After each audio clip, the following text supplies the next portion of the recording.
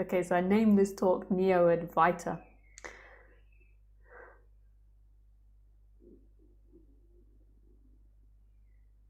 So I'm going to read you a definition, because Wikipedia has a different definition of what Neo-Advaita is. I bet you have spelled Advaita wrong. Okay, so the definition of Neo-Advaita. Neo-Advaita, also called the Satsang movement and non-dualism, is a religious movement emphasizing the direct recognition of non-existence of the I or ego without the need for preparatory practice. Its teachings are driven from, but not authorized by, the teaching of the 20th century sage Ramana Maharshi, as interpreted and popularized by H.W.L.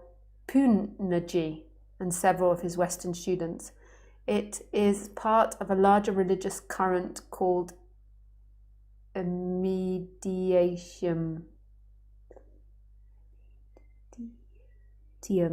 mediatium by Arthur Versius, which has its roots in both Western and Eastern spirituality. Western influences are Western esoteric traditions like transcendentalism and New Age millennialism, self-empowerment and self-therapy. Neo-Advaita makes little use of traditional language and cultural frames of Advaita Vedanta, and some have criticized it for lack of preparatory training, and regards enlightenment experience induced by Neo-Advaita as superficial.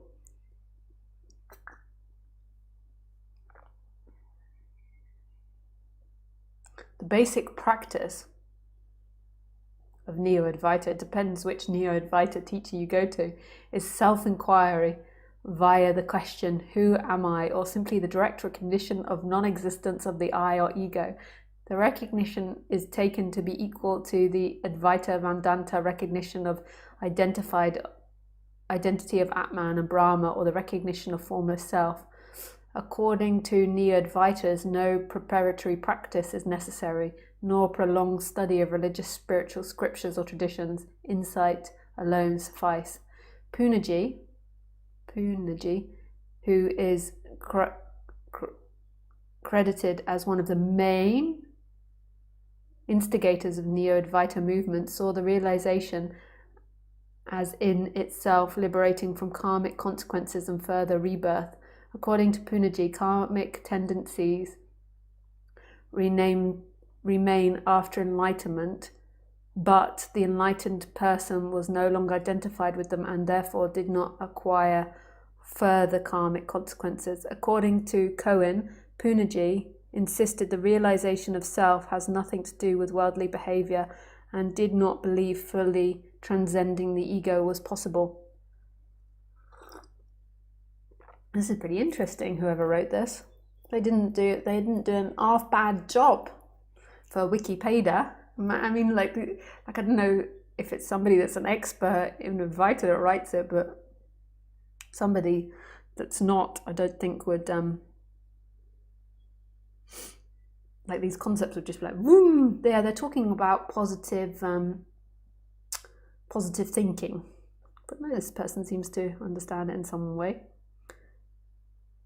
Ethical standards were based on a dualistic understanding of duality and the notion of individual agent, and therefore were not indicative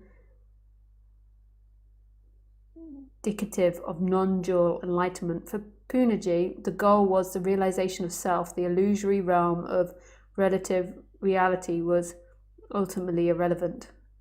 According to Lucas and Frawley, the spiritual roots of Neo-Advaita is Ramana Maharshi, whose teaching and method self-inquiry could easily be transposed to Northern America's liberal spiritual subculture. Popular interest in Indian religious goes as far back as the 19th century and was simultaneous by the American the Ramana effect. Lucas has also called popularism of Ramana Maharshi's teaching the Ramana effect. According to Lucas, who the hell's Lucas? According to Lucas, Ramana Maharshi was the greatest modern proponent of Advaita Vedanta, well known for emphasizing the inquiry, the question, who am I?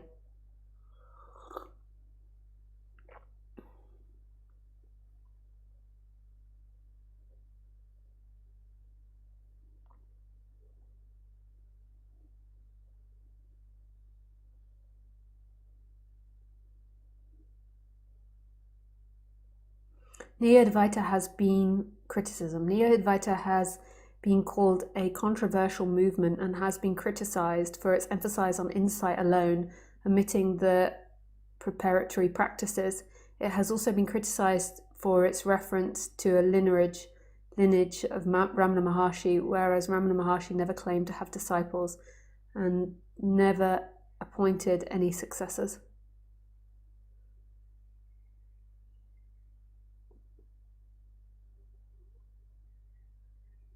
Some critics say that seeing through the illusion of ego is the main point of neo-advaita, and that this does not suffice. According to Kaplan, the enlightenment experience induced by these teachings are their satsangs and considered superficial. Some teachers, like Jeff Foster and Andrew Cohen, have admitted that their own insight or awakening did not put an end to being human with personal and even egotistical feelings, aspirations and fears. Cohen admitted that his spiritual bypassing even resulted in mental I don't know about Cohen, but I don't think that's true of Jeff Foster.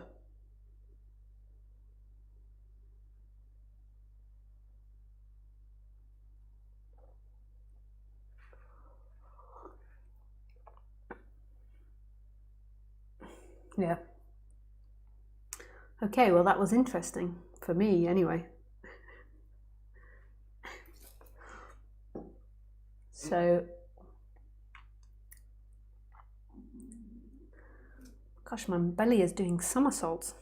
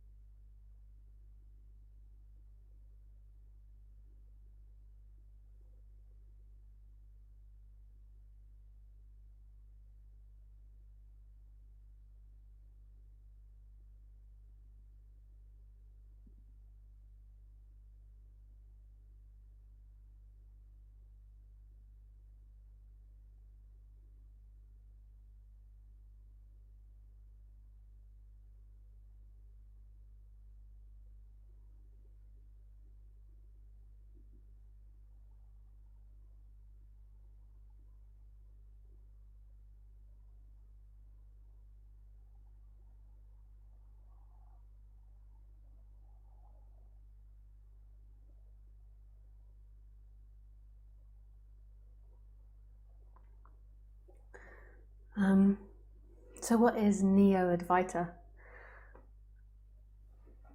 I don't really think I know what neo-advaita is now reading all that.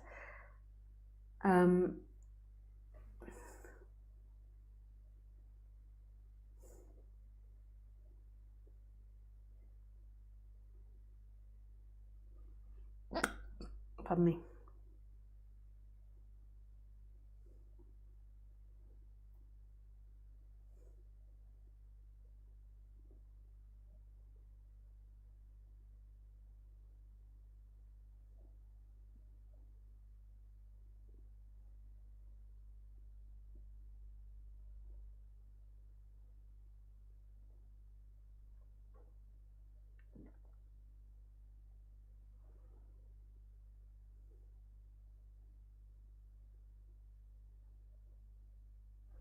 I always thought neo-advaita, I have to admit, I always thought neo-advaita was more like that Punaji was Advaita and neo-advaita was someone like Tony Parsons. I didn't realize that he was considered neo-advaita, so that means that Mooji would be considered neo-advaita, and I didn't ever think that. It doesn't mean Wikipedia's true, but I just segmented it differently in my head. So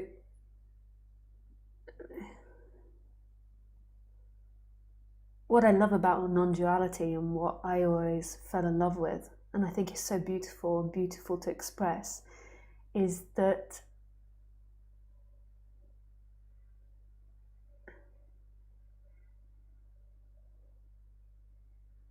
what's being spoken about is total and utter unconditioned love.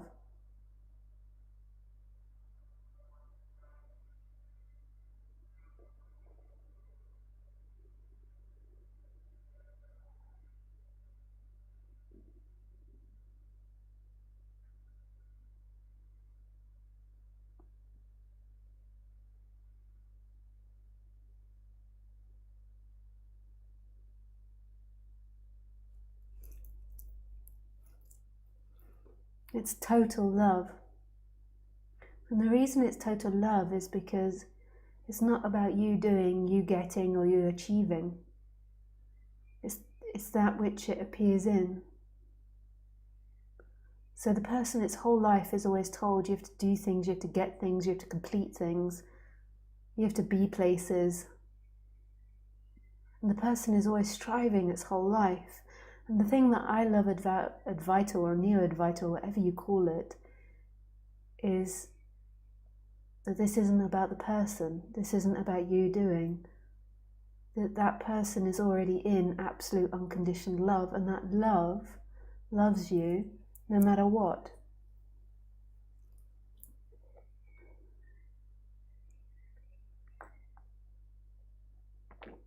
There's nothing you have to do to get the love from who you are.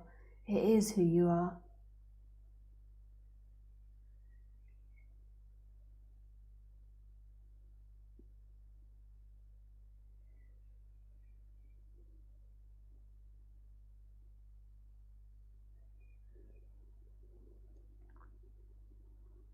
It's right here, it's immediate, it's free.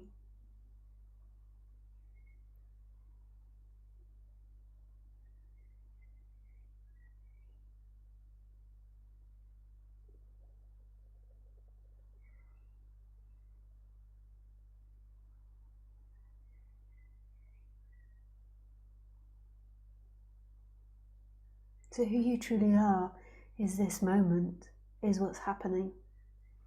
The person believes I'm somebody in time, I'm somebody that came into this room, I'm somebody that exists in time, I have a life, I have things, I've got to fix things, I've got to do things, I've got a certain wealth. Whereas actually who you are is this moment. It's always been this moment. It's always been everything. Right here, present. And the person separates from this, it's not even the person separates, there's a separation that happens in experiencing, creating a person that forgets about that, forgets that who it is this moment. And so it begins to feel like it lost something, and it begins to look in things and in time and in getting. And it looks and looks, and it feels uncomfortable for getting this, because this is so free and expansive and alive. And it always feels limiting for getting this.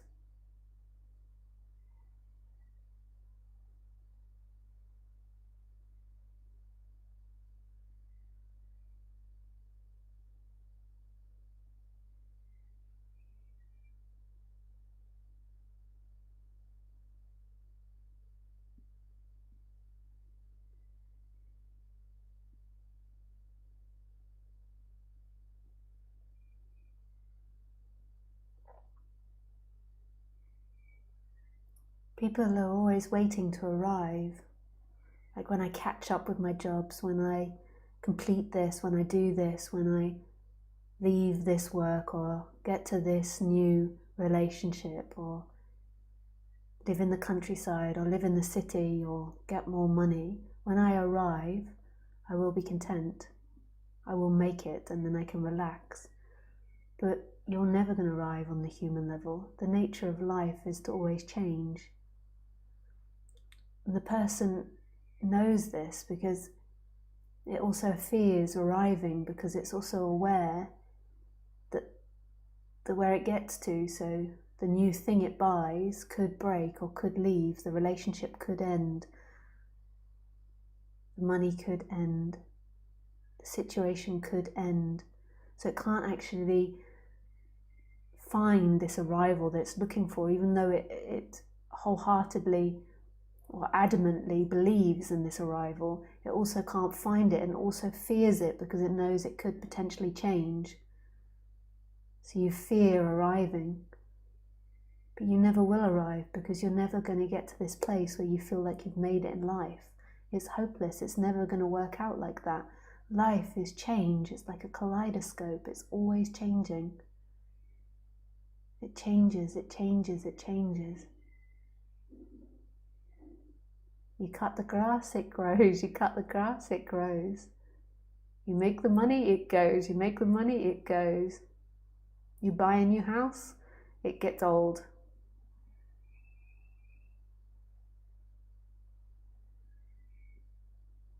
And because we don't have that long a life, people can't work this out. So they always feel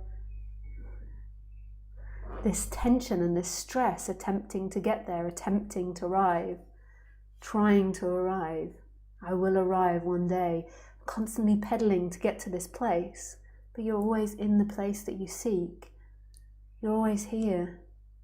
What you seek, that completion, is your nature, and you don't have to wait till you get to this perfect life in order for that to be seen. You can see it right now. So the mind copes on or moans on about all the jobs you've got to do, all the things you've got to do, but you're here. Whether you've done them or not, you're here, and this is free. Here, there is no problems, there is no jobs. There is no worries, there is no things you've got to get. Here, no matter the circumstance, whether you're in prison, in a mansion, royalty, a beggar, here is the freedom. Here.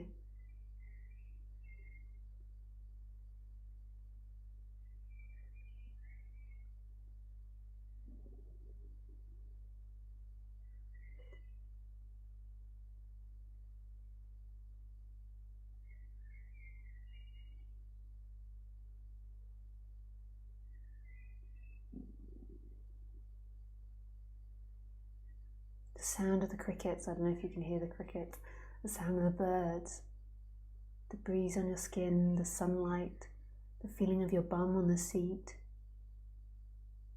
the looking, this empty looking, and this sense of presence that this exists. This is who you are, and this isn't subjective. This experience isn't subject-object. This experience is whole. It's your mind that's dividing. Your mind is saying, I'm sitting in here separate from this world. I'm sitting here and I came into this room. In the direct experience, there isn't separation. There is infinite experience. It's so miraculous. This is unconditioned love. I apologize if you can hear my belly going. She's doing somersaults. I think it might be that I touched Khaleesi's dirty bone today and then forgot to wash my hands. I found it in the basement. I picked it up and threw it into the garden. I'm going to get it clean out. I'm getting a detox. It's free detox. Feed your dog raw meat and bones. Ooh.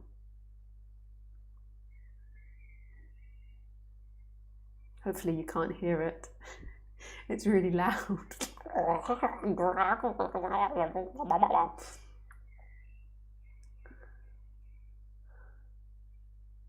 So for this hour and a half, you have nowhere to get to. You don't have to get anywhere. This is it. But what happens is these thoughts, some are conscious and some are unconscious, keep telling you you're not enough, this isn't enough. You've got to get something bad's going to happen to you. And then these feelings in your body arise, and then you begin to feel uncomfortable and agitated, like, I have to do something. I have to do something.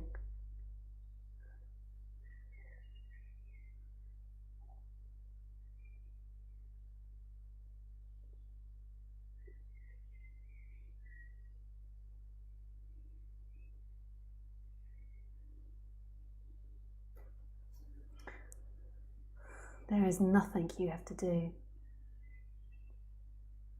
So I think that is what they were describing as neo-advaita. So that's called satsang, like meeting in truth. Basically, by me communicating that to you, or by these words being communicated, there can be a seeing or remembering before you. So sometimes this is why people like listening to the talks, because it can sort of collapse them into this moment, or there can be a remembering.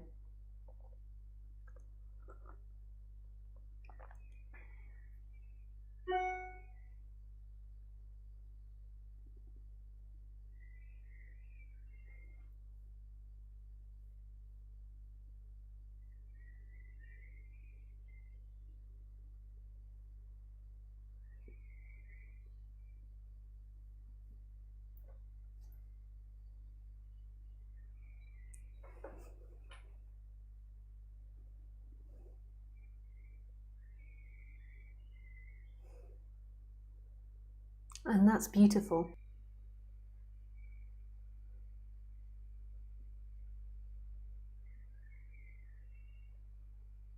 So that's really beautiful to have these talks which do this. And then what they were talking about is whether you need practice on the human level. My experience is now, before speaking a lot more from a neo-advaita perspective, which I love, and I think there's always the possibility that it can be heard through that. But I feel now there has to be a combination between working with the person and the emotions a little bit, and hearing Advaita, like hearing non-duality. So these satsangs, these talks, so the hearing of it, so you really know who you are, and that really begins to awaken. But then also working on the personal level to understand the person, so there can be an understanding of what would traditionally be called karma, or your dynamics. And the reason that I got changed, or a change happened here, is a combination. Firstly, it's because that's life's will. That's what happened.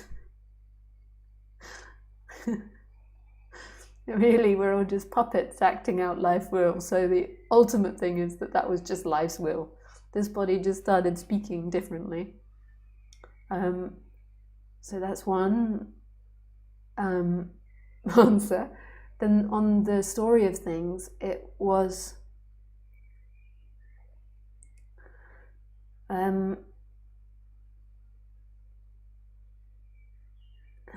a combination.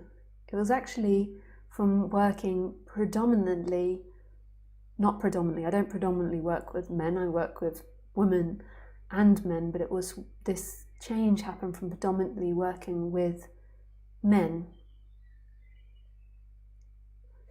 It was with women as well.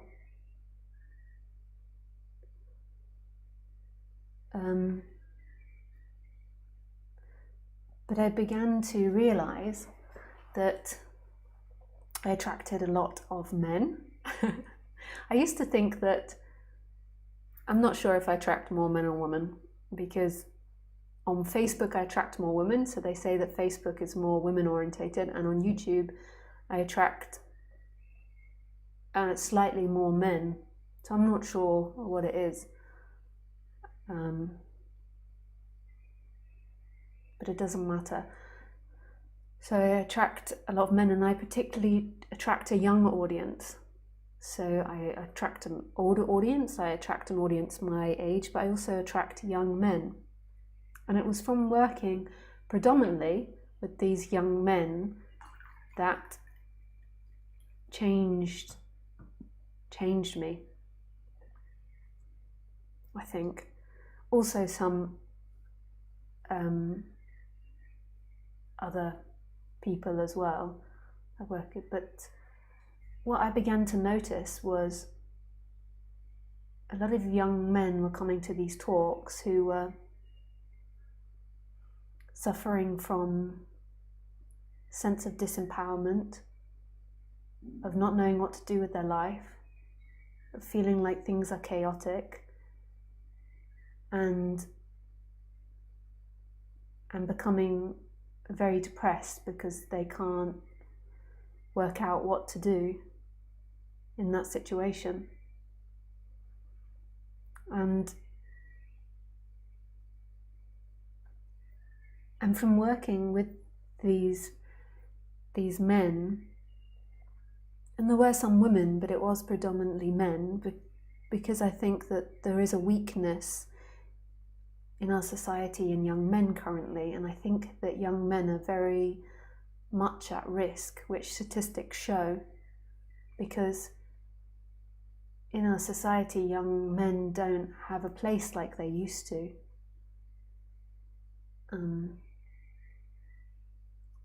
So a lot of young men are unsure what they're to be, especially white men. They're being told off for being white and being privileged. They're being told off for being too masculine.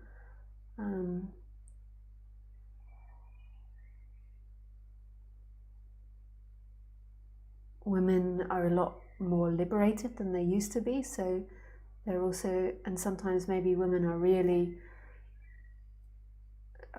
going through a huge change as well, so they're maybe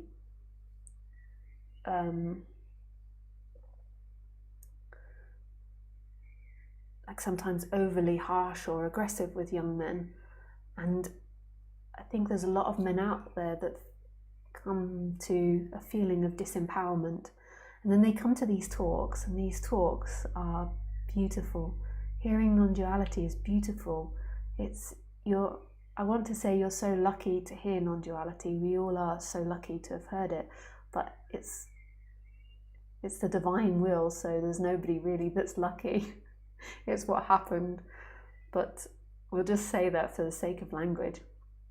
But back to the young men. So they would come to the talks, and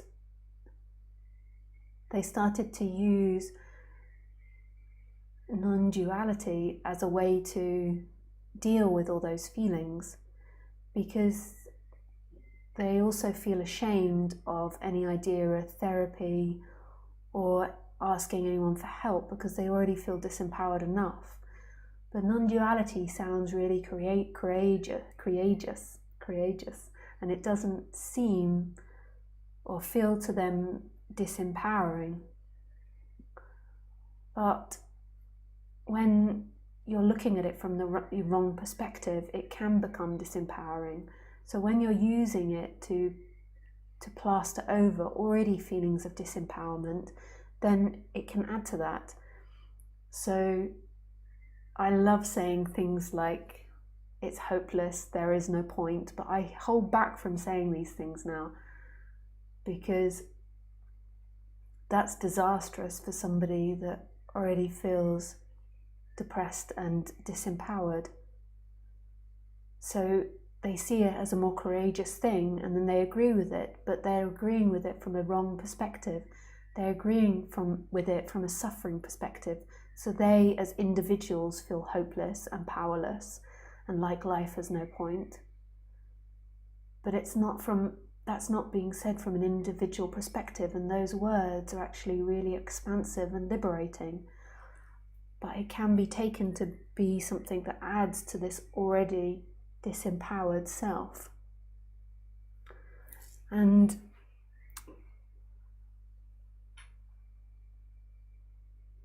I noticed this actually, it's not just young men, it can be all different age groups, but I noticed the young men were particularly vulnerable in this circumstance. Women, in a way, they're allowed to have feelings when they're growing up, they're allowed to cry, they're allowed to express themselves, and women are succeeding a lot more in the education system, and they, in a way, even though their paths have changed a lot, they've got a lot more clearer path than a man has currently in society. And women tend to be more okay with their emotions and understand themselves a bit better, and they don't do such a good job at suppressing feelings with Advaita, and they're open to talking about feelings. It doesn't add to a sense of disempowerment or unmanliness. So they're not so vulnerable to that happening, although it can happen, and it can be used as a way of adding to an escalating depression.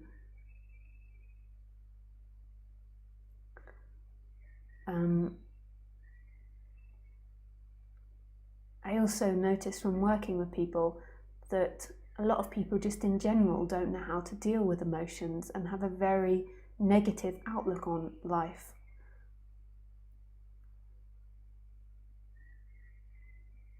And that's not essentially the problem. And the reason they have a negative outlook on life is actually very logical. It's because our mind is a problem solver. So our mind isn't like looking to think about how wonderful this world is or how beautiful it is or how lovely this is. Our mind is designed to think about problems. So if we live in a society where it's over-invested in the mind and so much attention's put in the mind, then there's a lot of fixation on problems and fixing problems. So it's obvious that people tend to have negative thought processes. Has to fix themselves in order to get liberated, because liberation happens, or liberation is, no matter what state that person's in. However, I found when people are desperately suffering, it's unlikely they're going to resonate with these talks in the right way. And I found a relaxation and a calming down of that person is actually necessary in a lot of cases. But that's not always the case. I don't want to say it's definitely like this, because life has a fantastic way of always surprising us. It is necessary in a lot of cases for the person to relax. I did a lot of relaxation of my personality through the process. However, it wasn't me who got liberated. Liberation happened. Lisa's still Lisa, and it affected me. And over the last 7 years, my body-mind has really changed and evolved and grown and expanded. But it's not about that. Like, I'm definitely way more happier, way more peaceful, way more nice, way less grumpy. Like, I generally am quite a happy person now, whereas before I was generally quite an unhappy person, sort of. I went through phases, I think. like when I was younger, I wasn't so much, but then I got into teenage and my early 20s, I wasn't so happy.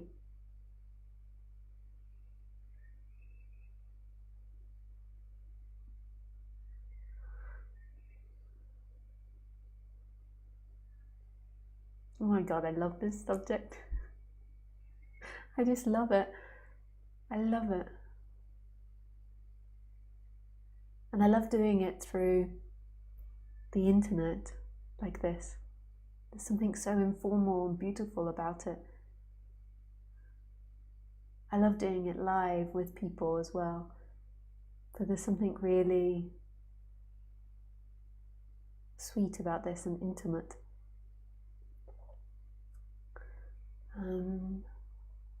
So back to my point.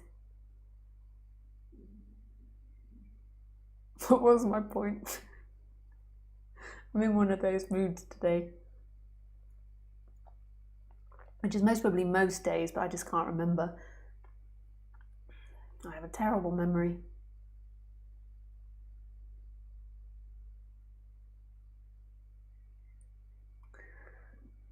So listen to satsang and listen to these words and resonate with it. These talks aren't meant to contract you, but there's meant to be a resonance with them in love, because love is who you are. And then on the intellectual level, listen to the practical teaching sides for the person and do that. And do those things. Even if it can't lead you to liberation, which it can't, because there's nobody that gets liberated, but it can create more space for the hearing of this. But even if it doesn't, so even if you're like, well, it's not going to lead me to liberation, there is nobody, it's going to balance you out more and help you have more healthy relationships and healthier life. And so why not? So then you maybe have to go back to what was your motivation for getting into this in the first place, and more than likely it was because you were suffering and you want to be more happy. So on the human level, just gently strive to clean the cage of the human, to clean the case of the human. And then on the absolute level, just listen to the talks and let them do their work. Listen to the words.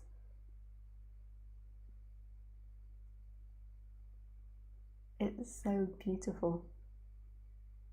This is I